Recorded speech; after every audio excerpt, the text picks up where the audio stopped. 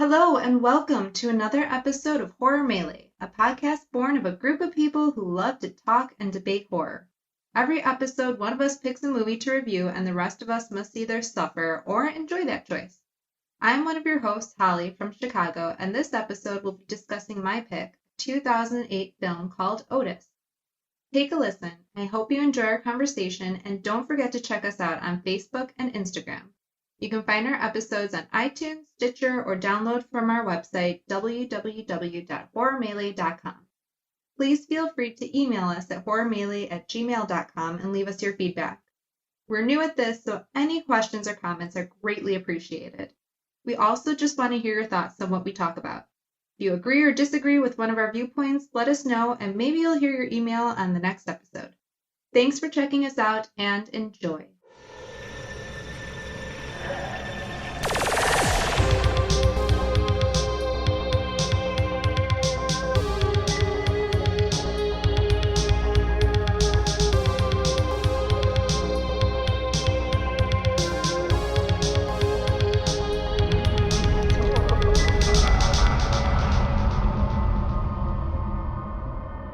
Hi, and welcome to Horror Melee. We will be introducing today. Holly, tell us what we're introducing. Hi, and welcome to Horror Melee. This episode, we're going to be talking about the 2008 movie Otis. When the unthinkable happens. Good evening, sir. Who is this? A boy from school? I know your daughter.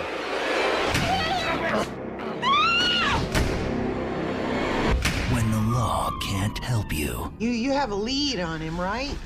No. One grieving family hoping against hope that their little girl isn't dead. When somebody must pay. What do we need to do to make sure that Kim stays alive? Just let me take her to the prom. All you can do is turn to your family. Prom night. You son of a bitch. It was a direct-to-DVD film from director Tony Krantz, written by Eric Jenderson and Thomas Schnoz. I think I'm saying that right. Who wrote for that? Thomas Schnoz. He's not coming after you, so you were going to be okay. Yeah, he wrote for the X-Files and Breaking Bad and Better Call Saul. And today we're talking with Steph, Josh, and Patrick. Hello. Hello, everybody. So what drew you to this movie? When I was working at Borders, I would... on my breaks, I would read Horror Hound magazine and Fangoria magazine, and I don't think I've ever seen a trailer for it before I saw it. I'm pretty sure I read about it in one of those magazines, and it just, it seemed, I didn't know it was going to be a comedy, so I was like, oh yeah, this sounds pretty cool slasher movie, and I was pleasantly surprised. So did everybody else do the research and read about Raw Feed? Because Raw Feed has a ton of movies that Time Warner used to make, and I was not even aware of this. Does anybody else know this? About Time Warner? Yeah. Didn't Miramax become part of Time Warner? No, they became part of Disney. So Raw Feed was a label of Warner Premiere, and so Warner Premiere they used to make direct to DVD horror movies, and so they made 6 of them actually, which is Rest Stop, Sublime, Believers, obviously Otis, and Alien Raiders and Rest Stop. That's funny. So Tony Kantz's first movie was Sublime. Oh, that's interesting. Oh, I didn't know that. And then he did Sublime, and then he did, I shouldn't say his first movie, his first director as a director was Sublime, and then Otis. This guy has produced so many movies. Yeah, and I was reading a little bit about Raw Feed, and he created it with Daniel Myrick, and he was the co-director and co-writer of the Blair Witch Project. And I didn't know this. John Scheiben, he's an executive producer on the X-Files, and he had a part in Breaking Bad too. So nice. There's a lot of people who work together a lot. Yeah, and the director of this movie, he was one of the main producers of Mulholland Drive, which is a David Lynch film, which is also a very weird, strange movie. but that's a good thing. Oh, yeah. Weird and strange is what we're looking for, right? Yeah. So tell me more. So tell me about the first time you saw this movie, Holly. Let's see. It was right after it came out, and I saw it alone, and showed it to my friend Cindy, and she fell in love with it right away. And we had taken a trip out to Pittsburgh, and I made my friends in the car watch this. Was this to a Rocky Con? No, we were checking out Pittsburgh because we wanted to live there for a little bit. That's right. Yeah. That's right. I remember this. Yeah. Okay. Yeah. Who has seen this for the first time? This was their first time seeing it. This was my first time. me. Yeah, my This first was time. also my first time. I've never even heard of My this first- movie until you brought it up.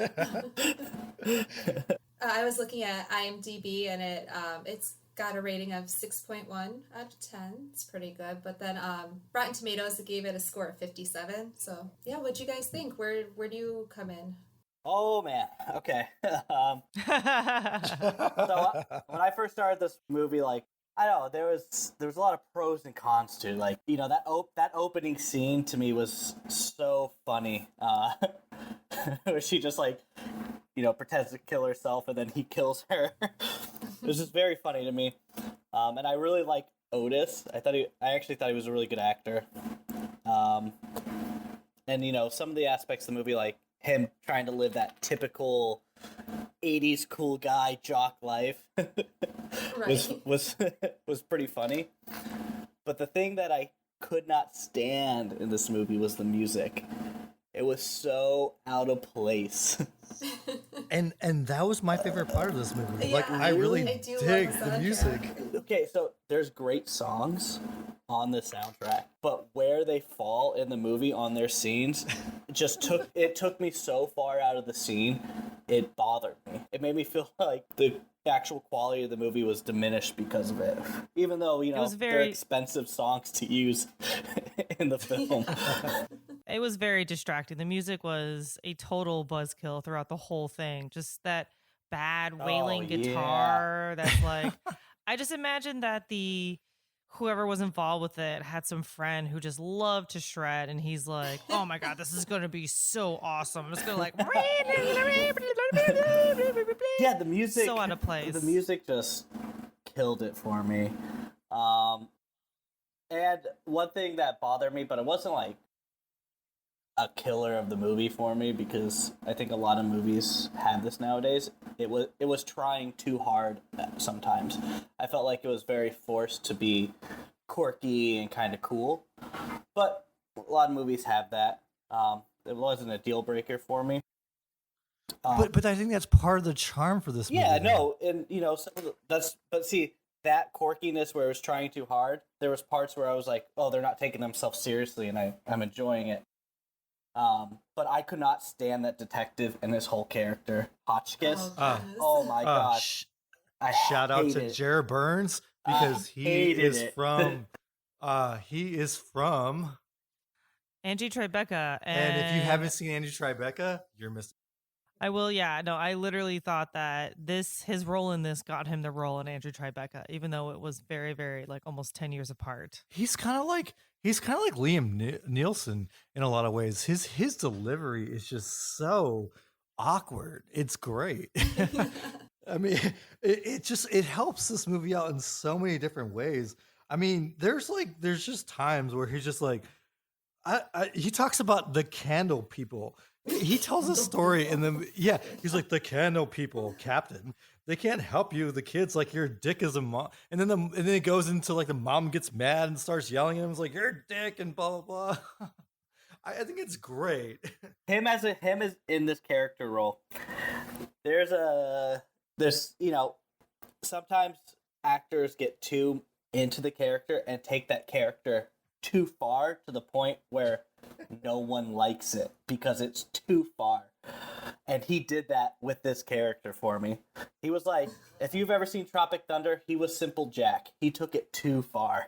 Just taking it over the edge.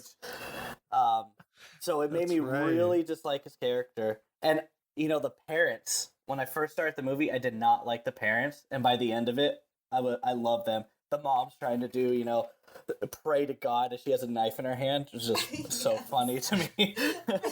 And Reed with this little throwing star. Yeah. Or when, where they're trying to move the body, and she's like, "You need to turn off the lights."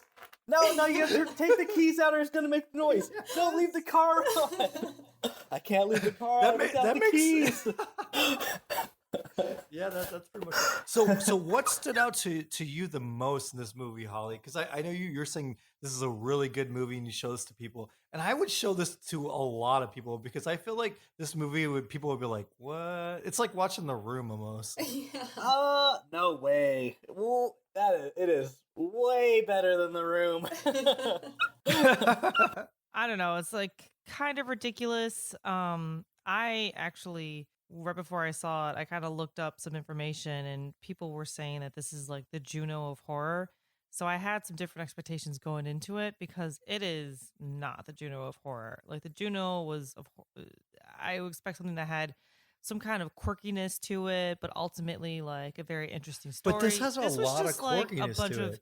It was quirky. It was ridiculous. And don't get me wrong, I love ridiculous, but I felt like they tried way too hard with everything. I mean, yeah, just the like angsty teen son. I mean, the mom. Like, I liked the parents at the beginning. Like, I really liked Daniel Stern when he was like, "What is wrong with you?" And he's like, "No, there's seriously something wrong with you." I appreciated his parents being like candid and honest with this kid, where he's like, "You are going off the rails," and how they're like, "Your name is now going to be a verb, read." And then they just like took these matters into their own hands, and they were ridiculous. They were very just like, "Well, why would you check his ID in the beginning?" I'm just like, if you're going to be ridiculous, or if you're going to be like realistic, be realistic. It was just too inconsistent for me to like get behind.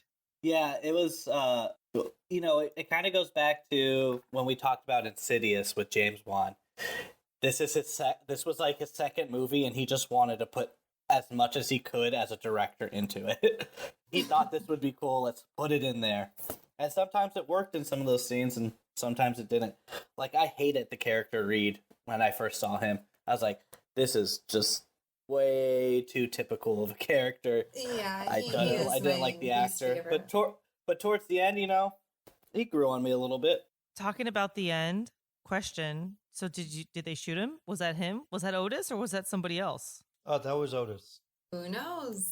I know, right? Are you guys so sure? I mean, they were so sure that they had him when it was his brother. I like to believe it was not Otis. Me too. Ooh. Oh, but one Who thing. would it be? The main thing that really, really bothered me about this movie was those goddamn logo title scenes. They were so bad, just beyond bad. But Yeah, if that's one of my few complaints, Yeah, I think I really like the chemistry that the actors have together, and they have really good delivery, and Their flow is great.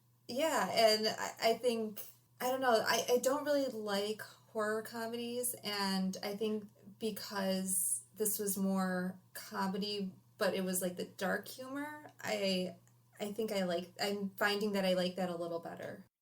Yeah, because I really like a movie called Tucker and Dale vs. Evil, and it was I haven't seen it yet. That movie is good. That movie is good. It's so good, but it falls into this kind of realm of like where Otis is. It's like this kind of a dark comedy indie kind of film. One of my favorite movies is John Tucker Must Die, and I know it's like so stupid, but it's just so funny. It's just so ridiculous. Okay, so here's the thing about this movie. You're right about the chemistry. The chemistry, I feel, is very, very well done. And I know it sounds very quirky, like what you guys are saying, but it's just like it's like watching a really bad rock opera. It just like kind of escalates, and you're like, scene one, okay, crazy, okay, nothing would ever happen to my daughter. Then scene two, holy shit, something happened to my daughter. And then scene three, they're like, we're gonna fuck shit up. Well, I kind of noticed that with the music, because the soundtrack is a lot of well-known songs, and then I noticed some music changes that kind of, I think, set up the next thing that's going to happen. Like the first one was when Riley kind of decides to play along so then she can get out. It was very soft music, and then it happened again when Kate was threatening Otis over the phone, and then the last time was when Otis found out that Riley had escaped. So that was like introducing like the climax of the movie. Yeah. So what else? So what else draws you to this movie? I'm curious. What else makes you like be like, this is such a random movie? I mean, there's so many things that are going on in this movie.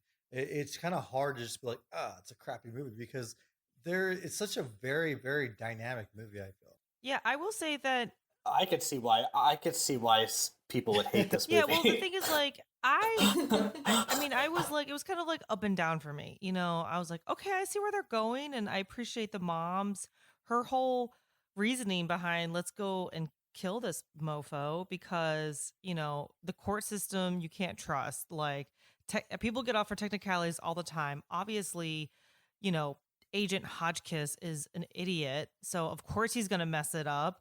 But then the thing is, like, okay, that was so smart, and you're like, yeah, you're right. And yet they show up in like bodysuits, but they don't cover their faces. Only the mom is wearing like a hair like babushka thing, like not the son or the dad. Right. And it's like they have hair too. Okay, it's just like every time I was like, oh, they're gonna do a good job, and then I'm like, oh no, this is a joke. This is dumb.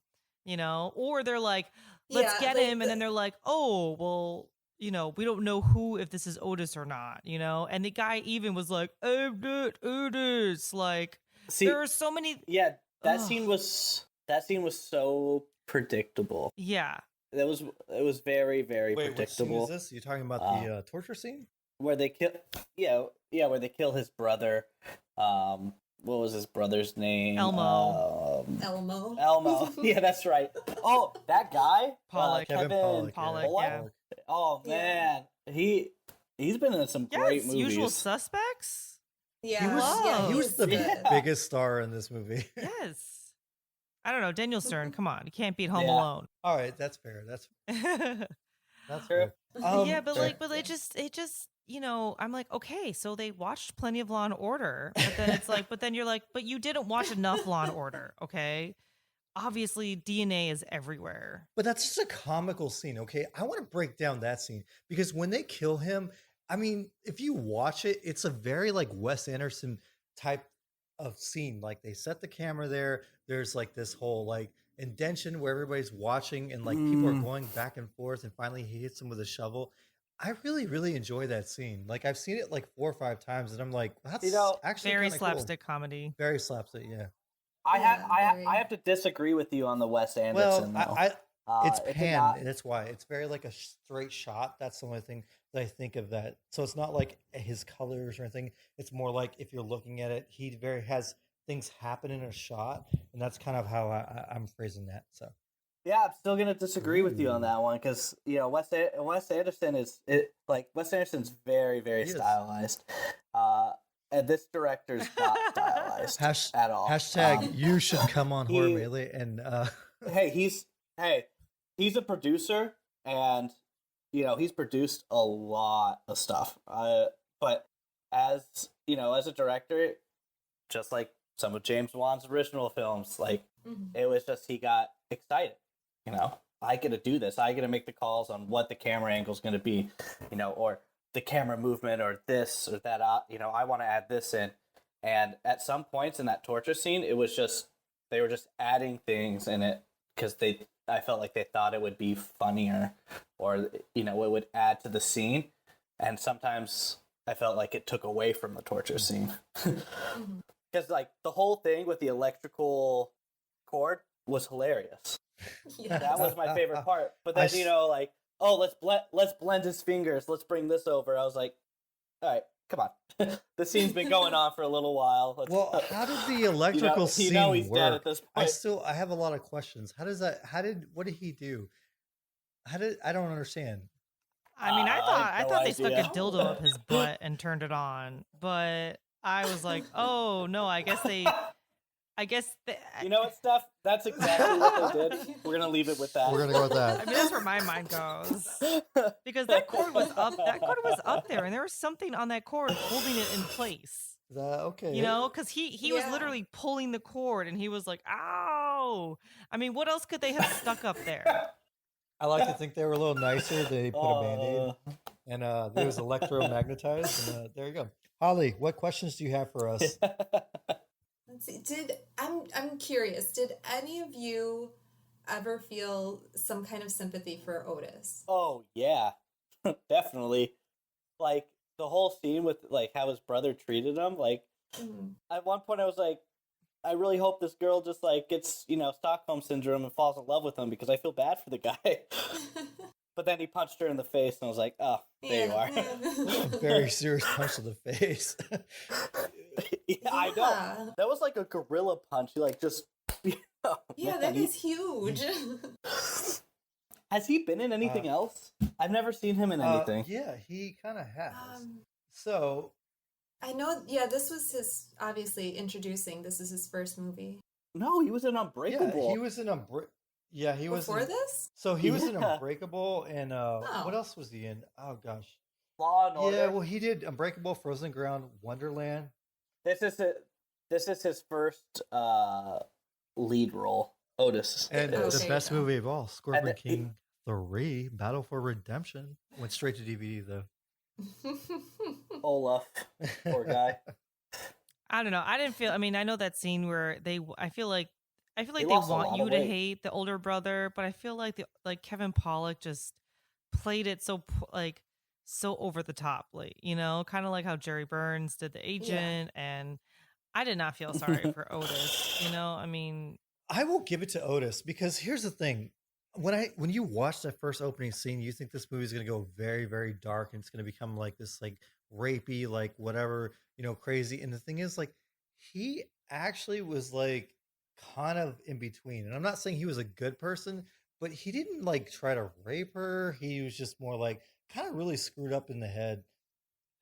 It didn't try to rape her. He didn't try to rape her, but He was planning on it. He was creepy. He was creepy. Look, he just wanted to take her to prom. I mean, he punched her in the He face. did punch her in the face. He was chained up. Wait. Okay. I'm playing devil's advocate. Whoa, And whoa. Chained her to I'm the playing floor. devil's advocate. This He got He thrown with undressed her. He Yeah. dressed her. He literally was like, "I saw your cooch." Oh yeah, that's true. You All know, right, fine. he I was digress. definitely planning to stick his ding dong in Fine. her. I was in trying her- to be nice to him. Yes. Look, he Did dies you- at the end. That. Oh man, that football scene is so funny. Did you see that catch I made? Didn't even turn My around question for is, it. did he actually make it?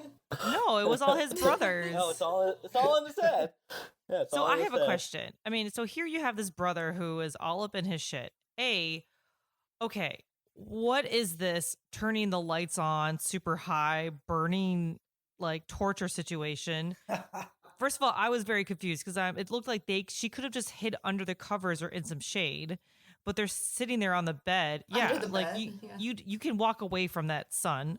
Maybe she was a vampire. Secondly, like, wouldn't they notice a huge charge in like their electrical bill? I mean, you have this brother who's looking at all his stuff and like on a pizza delivery salary. Like, there's a big difference. Yeah. Okay. I'm very confused by the configuration of that house. Yeah. It's more of a mansion. I cannot figure it out. Yeah. So And I'm also confused. I'm also confused on why every pizza was 1984. it didn't matter if they ordered Right? one pizza, two pizzas, or three pizza. All of it was 1984. 1984. I mean, don't get me wrong. That's the year I was born. It's a good year. It's a good number. Like I thought maybe it would have some type of meaning in the movie, or like he was trying to play homage to something, and I couldn't figure it out. This is the first time I actually caught that. Oh, really? Yeah. I noticed it when the old woman, I was like, wait, she has two pizzas and it's 1980. What the hell? Yeah, could be worse. What else? Yeah. What else? What else? Man. There's so much in this movie. Okay. Favorite? What was your favorite? The part? laser pointer. What is? I forgot about. I'm that. just like, it's. God, I hate his character Jared Burns so like, much. I'm just gonna shoot a laser point in your face and be like, so yeah, you like air? Like, I think he's more creepier than Otis. Yeah. I mean, Holly, what was your favorite part? I like the torture scene for the whatever it is that's up his ass. That just kills me every time. So what is it, Holly? I don't know. I'll go with Steph and I'll just say it's a dildo. I mean, what else can it be? It's an electric dildo. If they just stuck some wires up there, I mean, he'd be dead. So, I mean, later on in the movie, they do talk about how it was attached to his testicles. So, I don't know if it was... Yeah, they do. At one point, the dad says, and I burned his testicles to a crisp.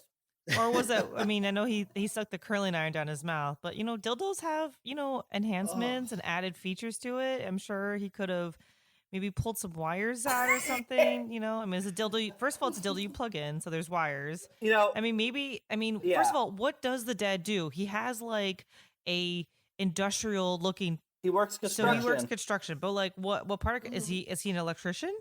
Is he a foreman? No, he's a dildo manufacturer. So basically, it's all dildo humor. All right, Steph, what was your favorite part? I don't know. I was trying to think of like a favorite part, but there's just so much of this movie where I'm just like, no.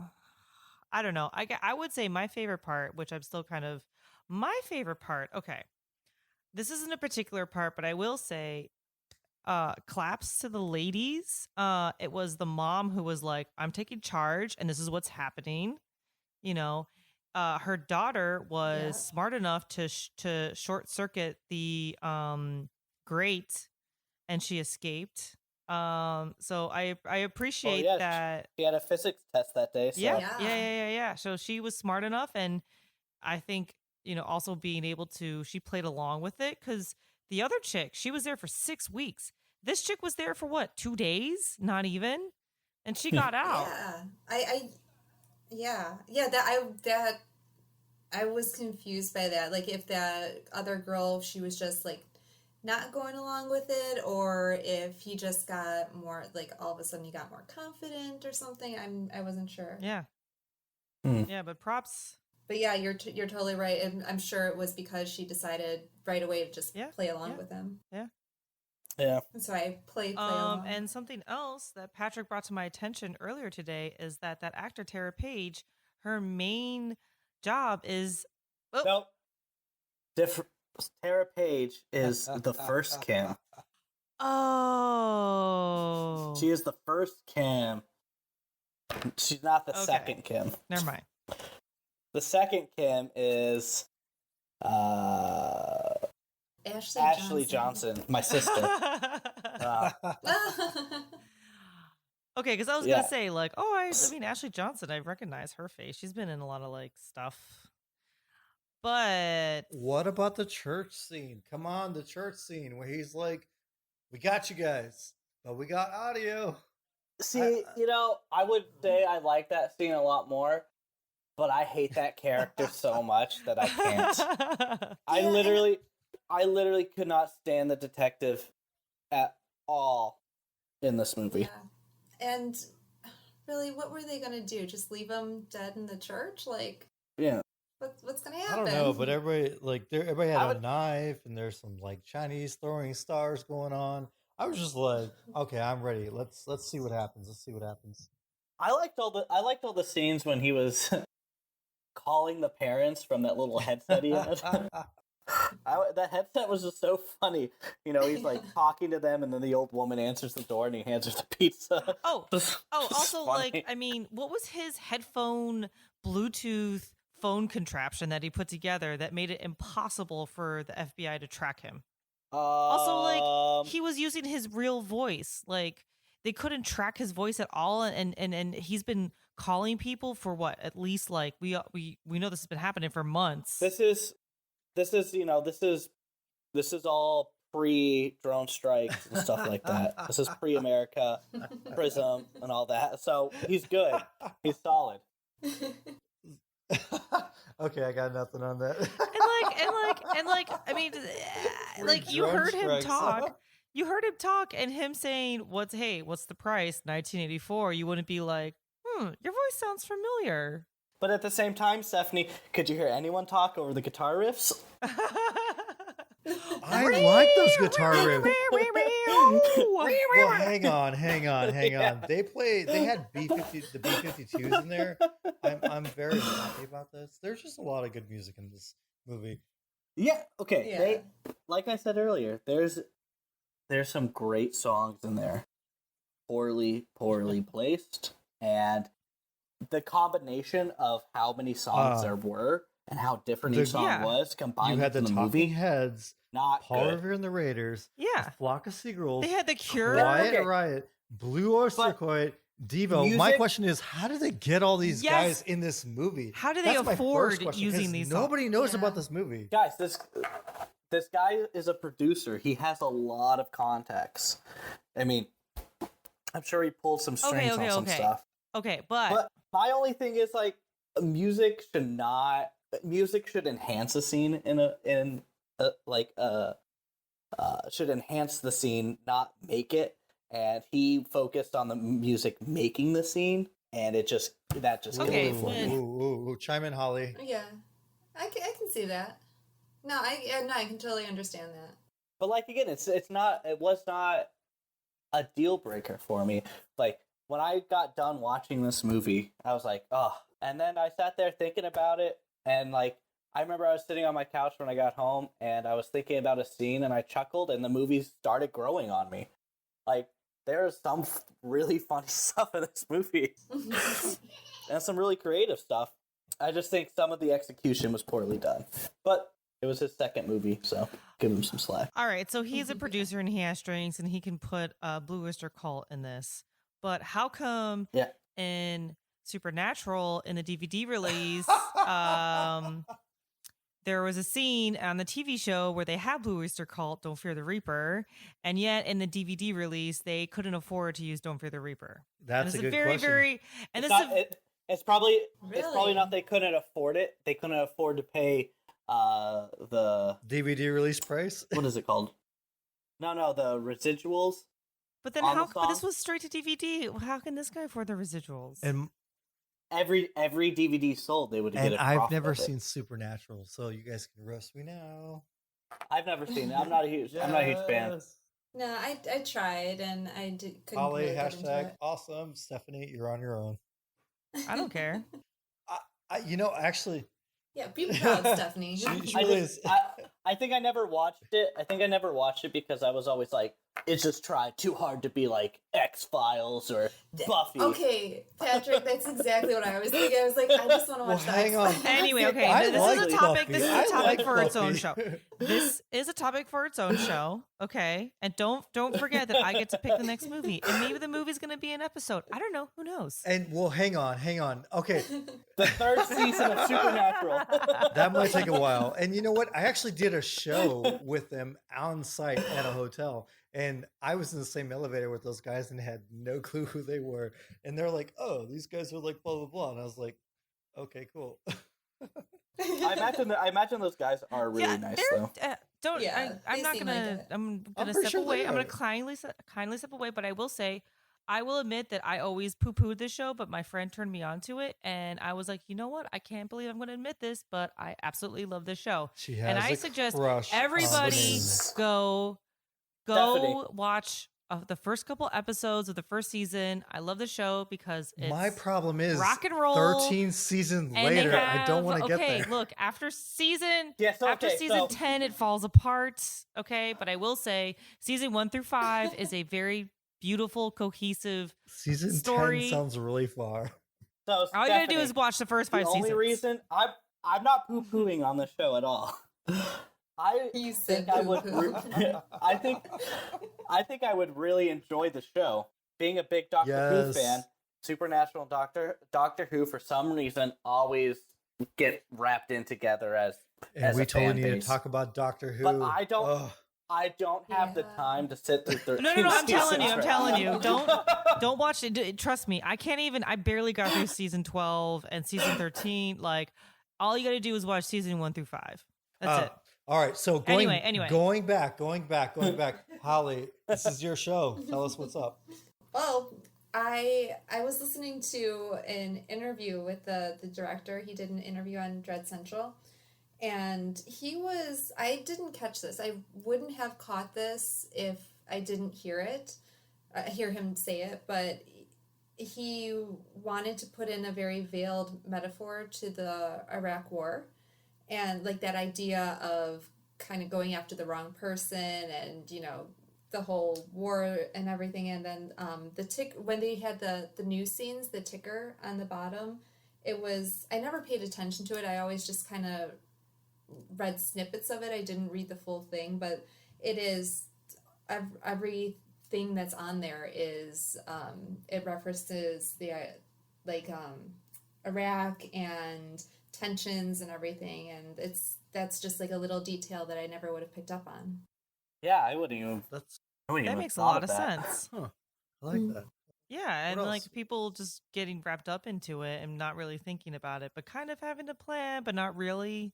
Yeah. I think the mom had a plan the whole time. We just didn't. The mom was an idea person, and she expected the father. Moms get shit that's done. true. This is true. This is true. My favorite part is like when the dad's like, "So fix him. You're a nurse," and she's like, "With glue?" We're like, well, he's dead. That's the best part. Yeah. No, that's it. No, it's very much shoot first, ask questions never. Very Bruce Campbell, Yes, and he totally could be a great doctor. Right? I agree 100% on that. Oh, I saw that and my heart dropped, and I was like, oh, it's a joke.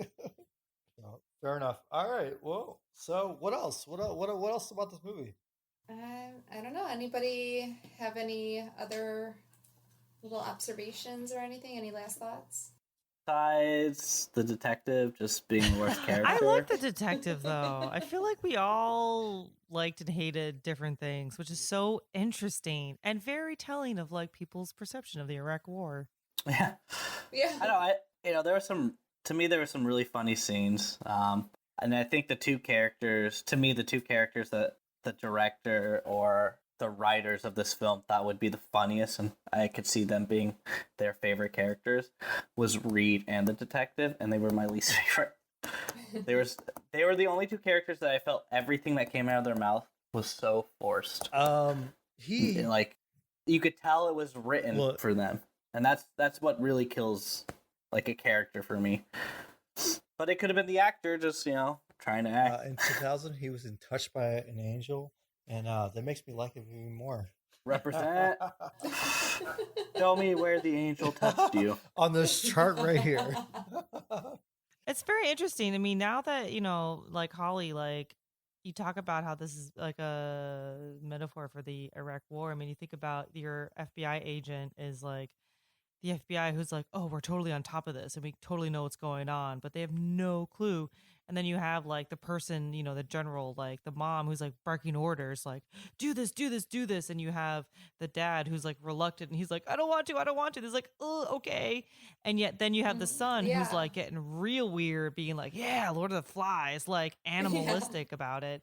And then you have like the innocent girl who's like, nothing really happened, guys. Like, don't, like, what are you doing? Like the one person who's like, here's some information, just don't do anything bad about it. How people take the information, they're like, oh, we are going to destroy this. Very interesting. I want to like the son. I really do. But the first part kills it for me because it's kind of like, oh, dude, you're like a super perv.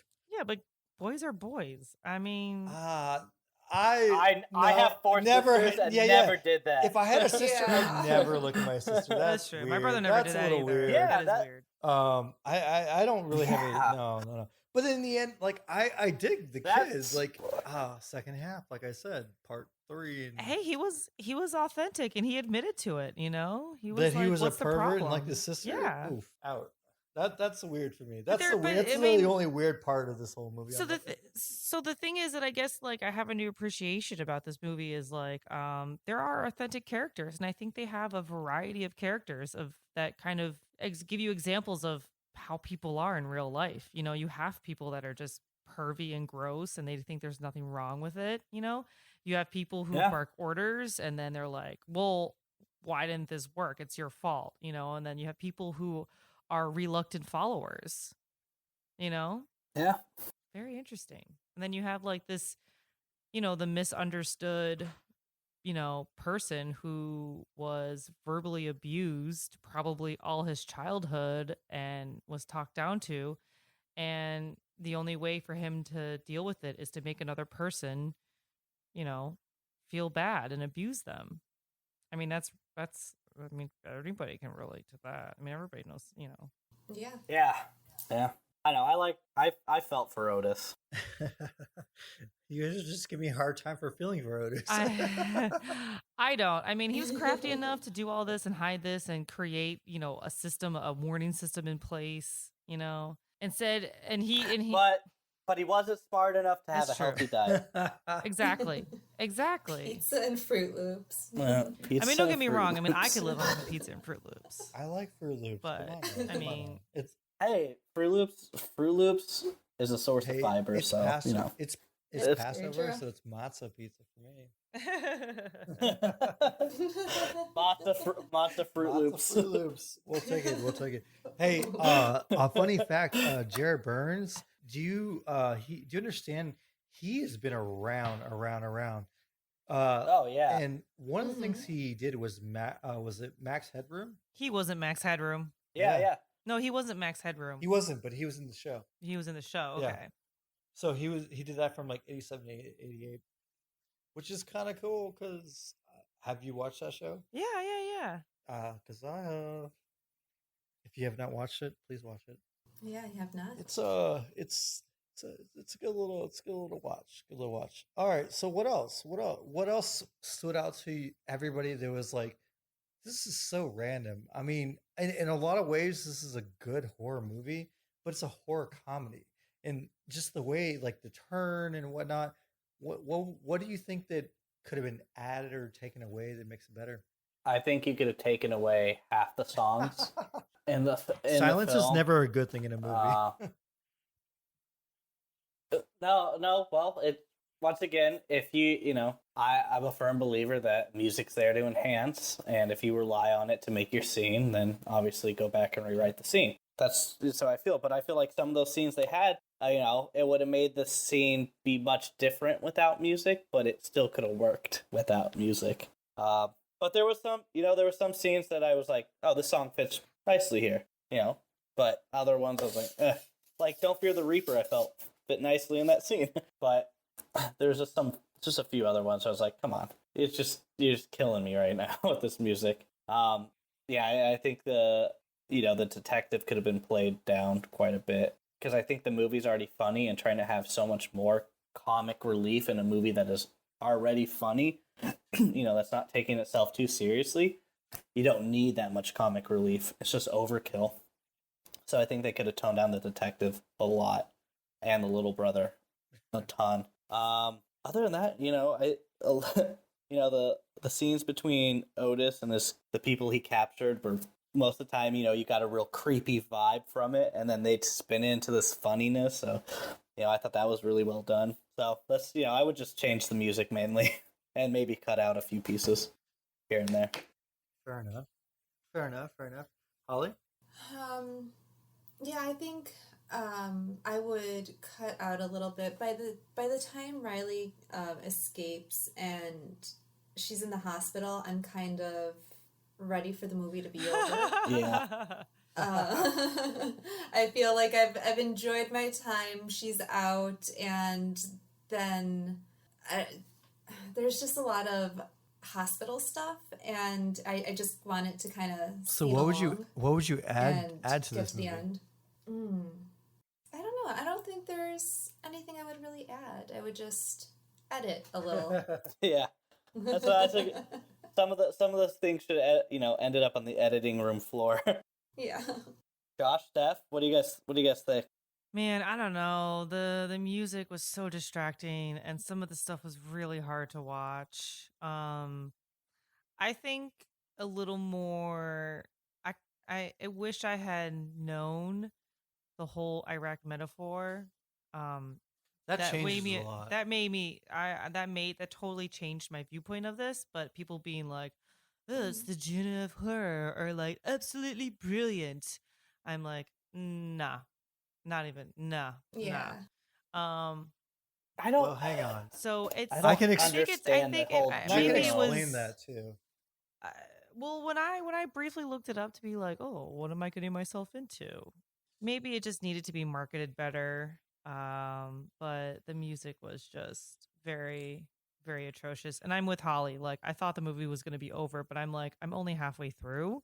What the heck is going to happen the second half? Like, she's out, you know? Yeah, I appreciate what they did, but it all kind of fell flat for me. Meh. This is me shrugging my shoulders. Meh. So what? Before we move on, Steph. So people actually call this the Juno of horror movies. Yeah, I think when I did like a quick search of it, yeah, people were like, I just don't see like. that's the thing. neither. I know, I agree, and I don't see the comparison at all. yeah, I don't know who said it, but I mean, I was like, oh, okay, it's gonna be kind of quirky, and I appreciate even the cover of it where the guy's holding the girl and she has like a chain around her leg, but she's like, I'm, Which still makes no sense because they can pick up that thing Yeah. and run with it. I'm still not sure how that kept people there. Yeah, she swung it around. Yeah. Yeah, I mean, she's walking around and she was like, hey, I'm gonna make a phone call, and yeah, I mean, she locked herself in the bathroom, but then like, who called for an ambulance? And I don't know. It's just, again, it all kind of fell flat for me. Yeah. Josh? You asking me from my point of view, huh? Yeah. So here's the deal. I enjoyed this movie like I do with anything that has to do with horror, because this is not the worst movie I have ever seen. This movie is very interesting to me. It has some good characters in it. It has some good like people that are like actors and actresses. Like, I'm okay with this.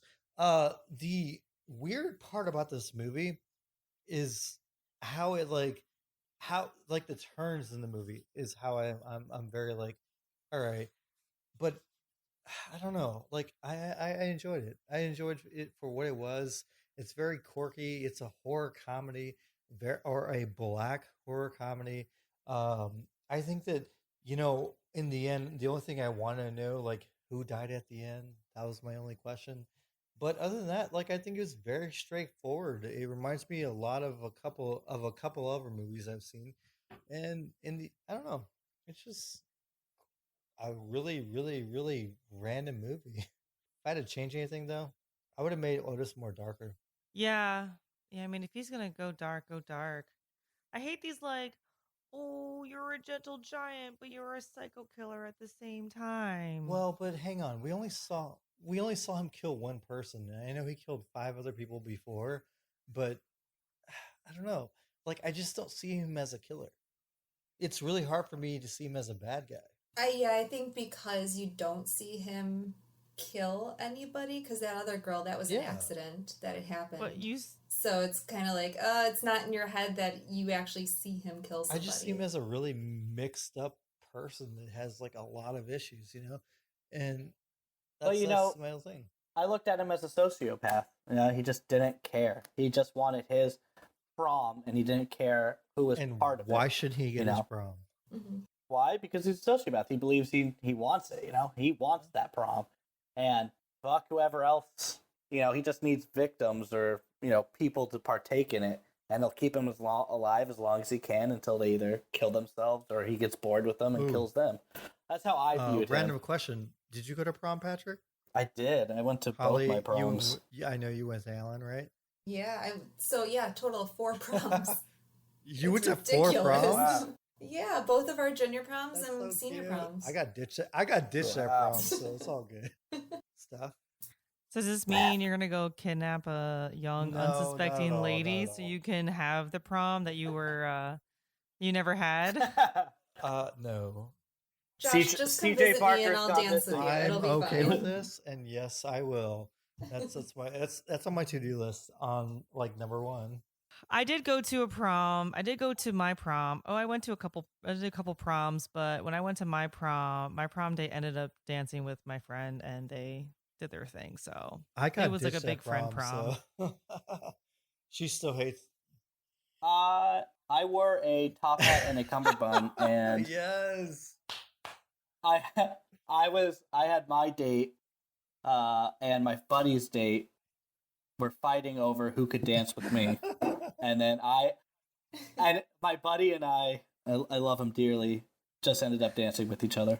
All right, so I want to see everyone's prom picture. Holly, will you be my 5th prom date? Oh, Can I be your Yeah. 5th prom date? What? Can you? I don't even What? know if Can I be have your prom 5th pictures. prom date? Thank Yes, you can. Ooh, fair enough. So what else? What else, Holly? What else do you? What? Tell me that makes this like movie the best movie ever. Like I want to wrap this up in like the upswing because I know everybody has their quirks with it and thinks it's in between or like it or whatever. But tell me why you picked this movie. Well, like I said before, I'm not really a horror comedy person. I don't know, my taste in comedy has always kind of confused me.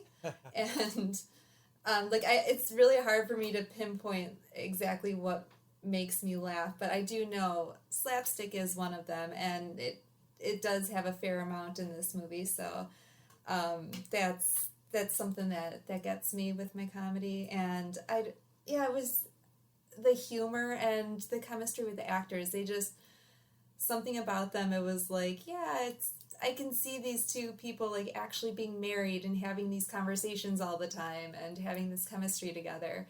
And that it's not like, it's like a little mom and dad tiffed, and you can tell that they still love each other, so it kind of felt genuine. And so it's really and it's also a comedy of errors, and I love that.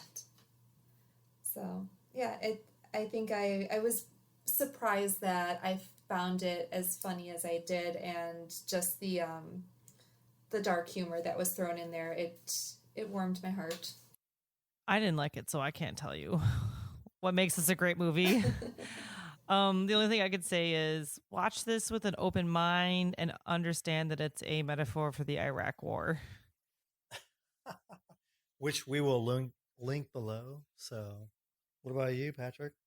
My overall thoughts, and I, like I said, I didn't really like it when I finished, but it grew on me, and I ended up enjoying it more than I thought I would. It won't be the first movie I recommend for someone to watch, but, I'd say, I'd tell people to give it a chance if they ever brought it up to me. Fair enough. Josh? Me, I'm totally gonna recommend this movie. Come on now, this is like, see here's my thought process. The fact that you guys can't stomach this movie and it's like so hard to watch, I totally want people to watch this movie because it is. I don't know. Holly and I didn't say we couldn't stomach it. Hey, I didn't mind it. The first time I watched it, I didn't mind it. But trying to watch it a second time was like, oh, okay, I can't do this. I've watched it 4 times. And you know what? In the end, I realized one thing. That it's actually done really well. I think okay, so it's not the best movie. Maybe the guy didn't think about the dialogue. Maybe he didn't put the shots together. But I enjoyed it. I like his work. I think he did a good job. He could have did a lot of different things that would added a little bit of dynamic to the movie. But I like shitty movies, so. And as a horror movie, So, I'm like, wait, all right, I get it. Like, this is not the worst movie I've ever seen, but I do dig it because it goes from like 0 to 60 in like 45 minutes. So that's my thought process. So how would you guys rate? Let's give this a rating. Oh, Holly, it's you. What are we gonna rate it on? Prom How dances. about Voltages? Just don't pizza. Pizza. we'll get it out of pizzas. All right. Me. Oh, Steph? Yeah, go. I give this a half-eaten cold pizza. Are we talking a microwave Wait, pizza? wait. Or are we talking? This is like pizza. Are we talking half? I'm half talking a pie, like or are we talking I'm talking like half you a wake up slice? the next morning and you go see the pie because you just hosted a party and you're like, I'm hungry, I want to eat this, but then you're like, it doesn't look that good.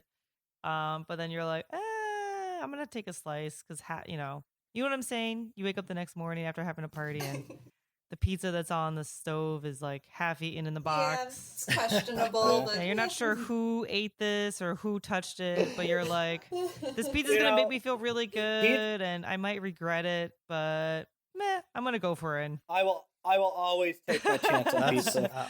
That's I'm with you on that. That's what I rate this movie.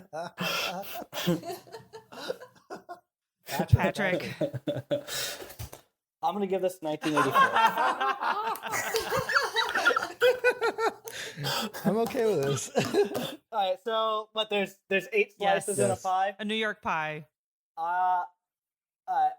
8 slices in a New York pie. I'm gonna give this 4 slices. So half a pie. With, a rat on there. Just to top it off for New York City. Holly, you have to represent Chicago. Yeah. So let's see. It's square so I'm gonna throw it all out. And they wrap it in a bag so you open it up like a C-section. What is that? Yeah. Wow. I'm gonna have that image now. Kind of excited to get it. All right, let's see. We said 8 slices. Well, there's like 24 slices in a weird thin crust Chicago square cut situation. That's true. Well, all those end pieces are just crust anyway, so they don't count. Those are some of the best pieces. They are, but a lot of times it's just bread. I'm giving it 6 out of 8 slices of pizza. No, yeah, I mean deep dish maybe once every few years or something, but it's once in a not lifetime. Heart great. attack that follows from deep dish is my proud. But you know what? I'm gonna go with 3 slices, and that's like 2 pounds of all of it. Because here's the deal: nobody knows about this movie, and the fact that we're tearing it apart, and like it has such a great like musical score, and it's random, and the fact that there's like not a lot of nudity, and they made it work with like this whole thing. I'm okay with it. Okay. You know what pissed me off though? Well, I had to rent this movie, and it was like, oh, this is uncut. Bullshit. And you're like, this is original viewing. You're like, is this PG-13? Why is this PG-13? But yeah, the most racy scene was him getting electrocuted up his butthole. Yeah. I still don't know how that's possible, but okay. I mean, the raciest thing was she gave him a hand job. Yeah, that he just didn't appreciate. Or... Yeah, oops is correct. But no, there's some good scenes in this movie. I know like it's kind of hard, but I like to let my imagination go free, And I don't know, it wasn't that bad. It was as bad as I thought. It's not as bad as the movies. I've seen some bad movies. This is not as bad. So my next thing is you should tune in